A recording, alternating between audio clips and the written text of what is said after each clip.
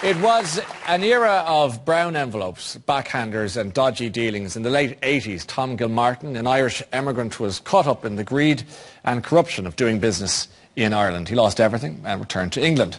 And then this happened on The Late Late Show. I never asked or took money from anybody to do favours for anybody in my life. But you know Gilmartin? Oh, yeah. You know Tom Gilmartin? Yeah. I haven't seen him now for some years. I see. I met him. He's a Sligo man who went to England, made a lot of money, came back, wanted to do a lot of business in Ireland. Didn't work out for him. He's not well, his wife isn't well, and he's out of sorts.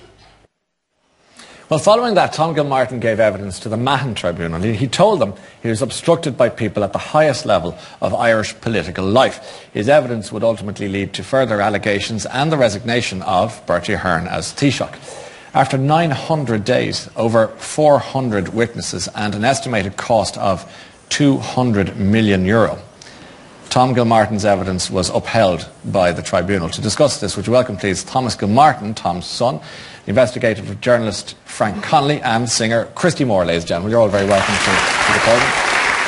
Evening, right? Thank you for joining us tonight. Thomas, if I may refer to the Padraig Flynn interview, which really changed everything for your family and indeed possibly for this country. Do you recall when that interview went out? I do. I was living in Cork at the time. I was out that night with a girl I was seeing at the time, and when I came home there was a message on my answering machine from my father, and he was livid.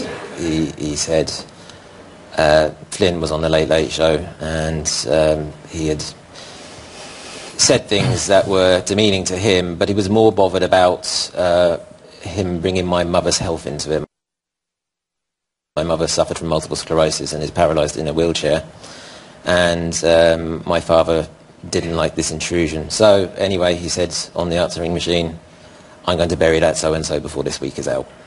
And he released a few documents showing contacts between Flynn and Dad, where Flynn tried to meet Dad to get him to change his evidence, and he released this to the press, and Flynn's career was pretty much over that week. Okay, so it was an extraordinary game changer, if you like, for the system in many respects. Christy Moore, do you remember watching that? I do indeed. I remember the night well. I remember seeing that clip. And what struck you about it?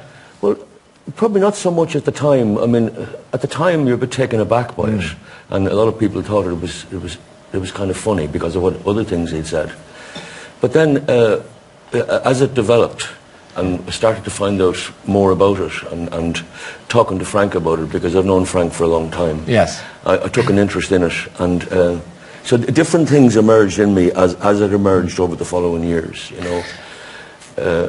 The way the family were treated, a man coming back to Ireland, albeit to do business, but also to try and do some good, and the way he was treated and the way he was vilified.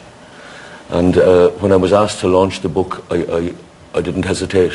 Yeah. I was very happy to launch this book. And you were very keen to come on the show tonight to talk about this, the book, as you say, and the issues surrounding it. What was it about the Tom Gilmartin story, as outlined by Frank in his book with Thomas, that made you so, that moved you so? I just believed him to be a really good man. Right. And from reading the book and from meeting people from his community in England, they spoke so highly of him, and he was held in such high esteem by the expatriate community in England. And then to read about the different things that happened across his life, and all the good deeds he did, to land back here, and the way they descended upon him, I just found it sickening. Okay, we're going to get that, go through that full story in a moment, but I'd like to get a measure of